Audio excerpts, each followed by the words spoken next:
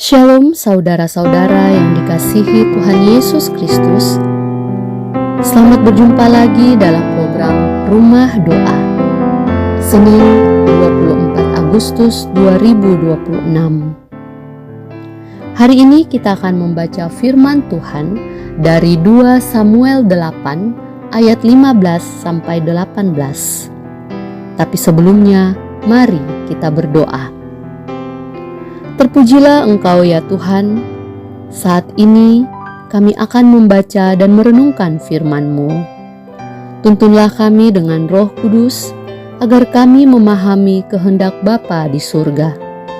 Dalam nama Tuhan Yesus kami berdoa. Amin.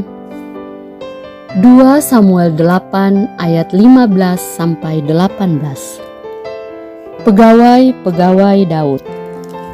Demikianlah Daud telah memerintah atas seluruh Israel dan menegakkan keadilan dan kebenaran bagi seluruh bangsanya. Yoab anak Zeruya menjadi panglima. Yosafat bin Ahilud menjadi bendahara negara.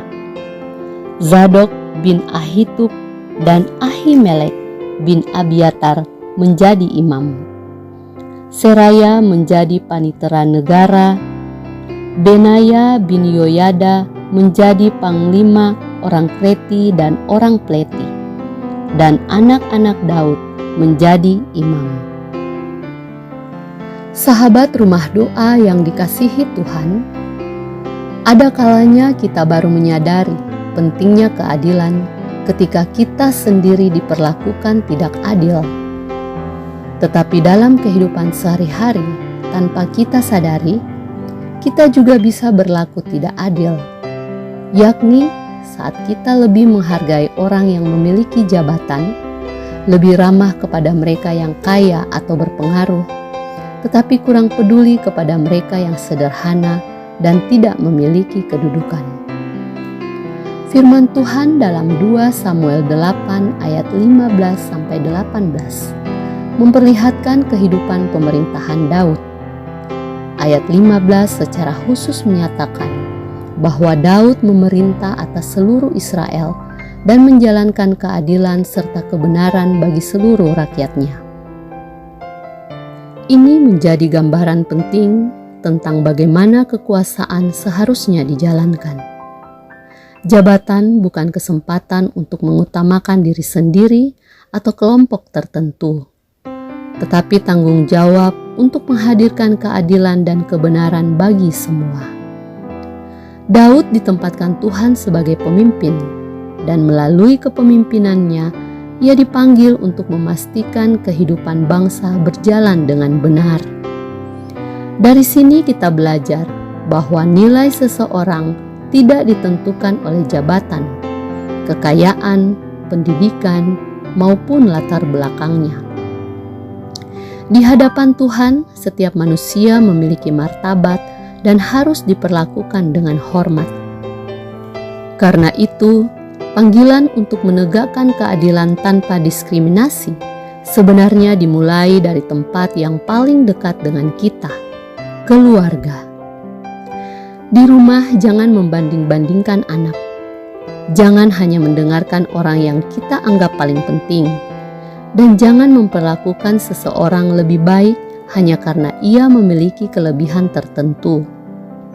Di lingkungan masyarakat, jangan membeda-bedakan orang hanya karena keadaan ekonomi, pekerjaan, dan kedudukannya. Di gereja dan tempat kerja, mari belajar memberikan kesempatan dan penghargaan berdasarkan tanggung jawab dan kemampuan, bukan karena rasa suka atau tidak suka. Kita diingatkan bahwa keadilan bukan hanya tugas seorang pemimpin atau pemerintah. Keadilan adalah panggilan setiap orang percaya. Kita tidak dapat mengatakan bahwa kita menolak diskriminasi jika dalam kehidupan sehari-hari kita masih suka memilih kasih. Karena itu, hendaknya kita mampu berlaku adil bagi semua orang, kapan dan di mana saja, sehingga melalui kehidupan kita, kasih dan keadilan Allah semakin nyata.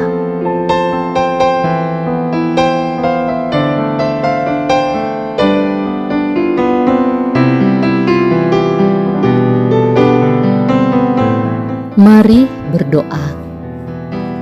Tuhan, ajarlah kami memperlakukan setiap orang dengan kasih, hormat, dan adil tanpa membeda-bedakan.